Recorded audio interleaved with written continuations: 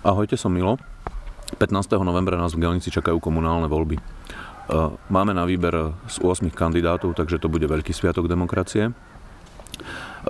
Myslím si, že najvhodnejším kandidátom je Igor Cil. A myslím si to preto, lebo ho poznám. Spolupracovali sme spolu na tvorbe mestských novín Gelničan. Spolupracovali sme spolu pri tvorbe facebookovej stránky o Gelnici. Myslím si, že to je človek, ktorý dokáže spolupracovať, ktorý je vzdelaný, rozhľadený a keď dá dohromady dobrý tým ľudí, tak dokáže toto mesto posunúť dopredu. 15. novembra máme po 12 rokoch konečne šancu na zmenu.